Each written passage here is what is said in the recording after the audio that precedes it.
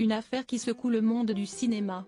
Après avoir dénoncé l'emprise dont elle a été victime de la part de Benoît Jacot lorsqu'elle était adolescente, l'actrice a récemment décidé de porter plainte contre le célèbre réalisateur pour viol avec violence sur mineur de moins de 15 ans, et accusé un autre réalisateur de l'avoir agressée. Ces derniers nient les faits. Après Annie Dupéret, Fabrice Lucchini s'est exprimé sur la plainte de Judith Godrèche lors de sa venue sur le plateau de l'émission Quotidien, diffusée ce lundi 12 février sur TMC. Je pourrais dire que je ne vais pas ajouter du commentaire au commentaire. Ma position personnelle n'est pas d'une importance si grande pour que je le dise. Mais tous ces événements m'ont rappelé un truc, a-t-il déclaré à Yann Barthès dans une séquence repérée par nos confrères de Télévision Magazine. Après cette subtile pirouette, le comédien de 72 ans s'est souvenu du comportement du réalisateur Éric Rohmer sur les tournages des films Le Genou de Claire, 1970, puis Perceval le Gallois, 1978. Toute sa vie il est tombé amoureux des actrices, mais comme il était un génie de la sublimation, tout était virtuel et platonique. Ce qui fait que Rohmer a été le grand Marivaux contemporain et il n'a jamais eu envie de rendre concret la potentialité de son désir. Pour faire simple, Rohmer a toujours été platonique et aucune femme n'a été malheureuse, a-t-il confié au présentateur du talk-show.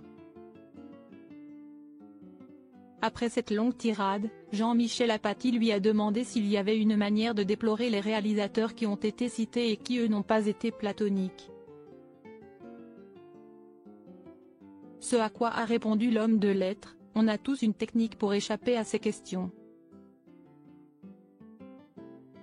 La phrase de Camus passe bien, un homme, ça s'empêche, a-t-il d'abord répliqué.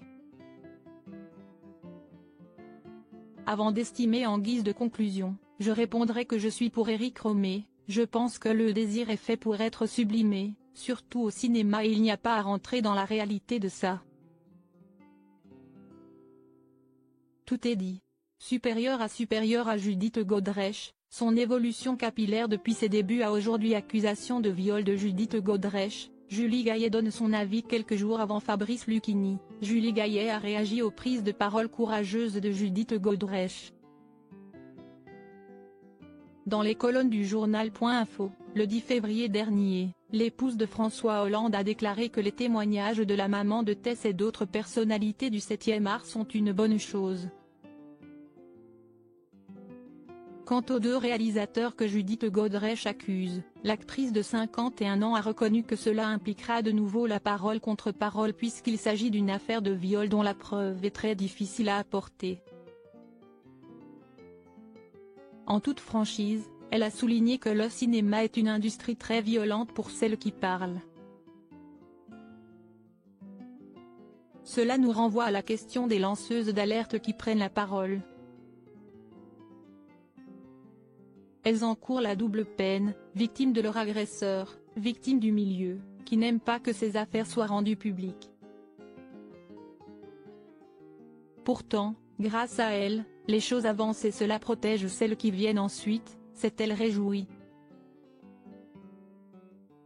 Julie Gaillet a salué la force de Judith Godrèche, pour laquelle elle a beaucoup de respect. Crédit photo, capture d'écran quotidien, TMC.